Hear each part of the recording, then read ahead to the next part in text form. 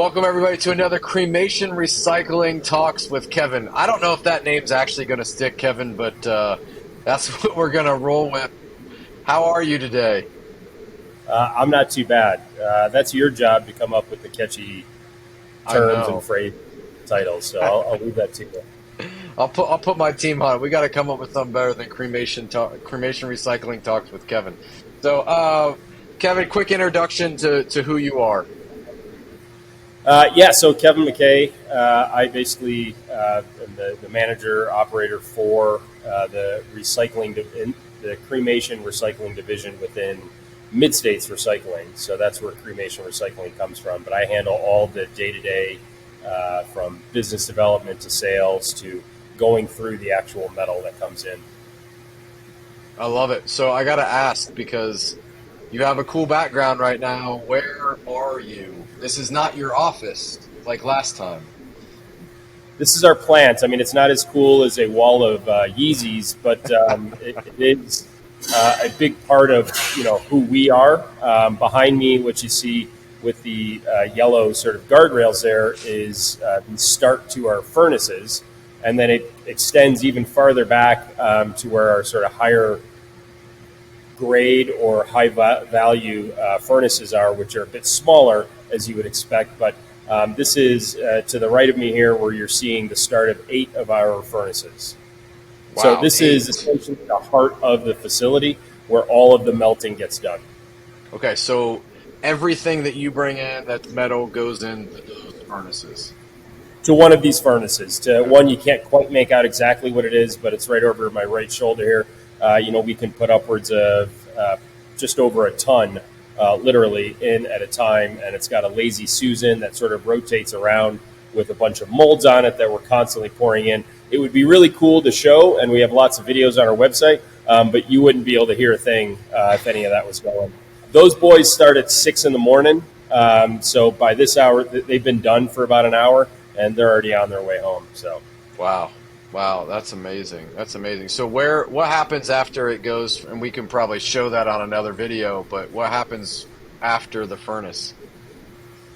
yeah, so at that point, we're actually smelting it into a bar that has been sampled as well, and then that sample goes on to our assay lab, which I'll show you some other time, Yeah. but that's right in the hall. And the actual bar goes into one of the safe rooms here, which is exactly what it sounds like. It's a room. As much of a key person I am in the company, even I don't have unabated access to these rooms. I have to get one of the people that does because I really don't have any reason to go in there. So, Wow.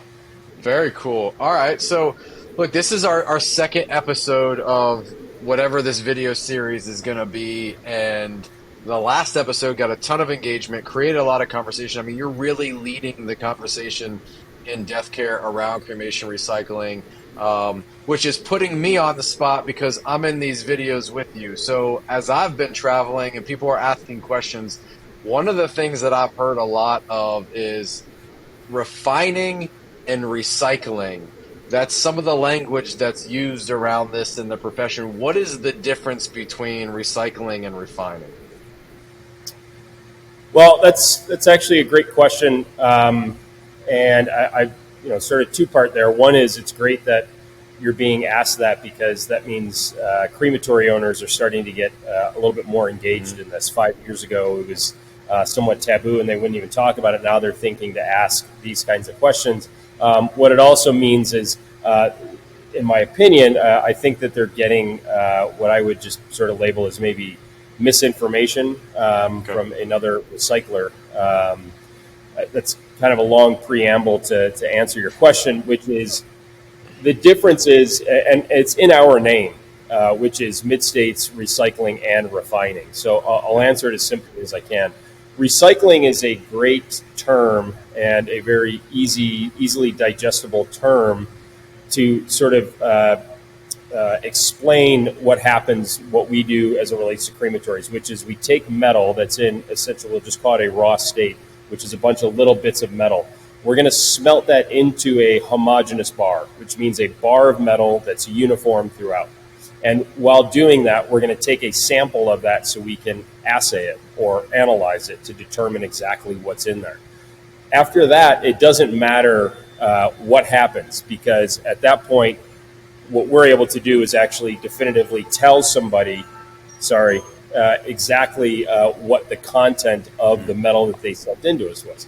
That's what we refer to as recycling. We're taking it from the form they have, and we're turning it back into something where we can understand exactly what it is. Why somebody would refine, or why people refine, is exactly that. You're purifying it. So when we ultimately sell off these bars of metal, it's going off to somebody that would be termed as a fabricator. They're going to make new things, okay? If Intel, which they do, needs to make specific chips that go on a motherboard for a computer, a fabricator makes those. And in order to make those, they need to acquire metal. They acquire metal from somebody like us, who can sell them thousands of ounces at a time and tell them specifically, this is how much gold, silver, platinum, palladium, and every other metal that's contained in there. So they, A, know how much they're buying, and B, know what they need to do in order to refine it. Refining or purifying is a very long, arduous process that doesn't give any more value, added value, to a crematory client, a pawn client, industrial. It's unnecessary. A crematory needs me to say, you sent me a bag of essentially dental metal. It's my job to tell you what that is. That is accomplished with smelting and then assaying. We have no need to refine. Now, we do some refining, hence the name, but that has to do more with our jewelers and jewelry manufacturers, some pawn shops who send in jewelry that has tiny little diamonds in it that would be very difficult to pluck out. In fact, they probably damage them. So we have a diamond recovery lab that I'll show you on a future video. Doesn't relate at all to crematories, but it's just kind of neat. We're able to actually dissolve the metal out without damaging any of the stones. And then what we're left with is essentially a sludge that you would walk right by and never know that you're looking at 24 karat gold. Wow. So that's the refining component to it. And we do it simply because we need to perform that duty.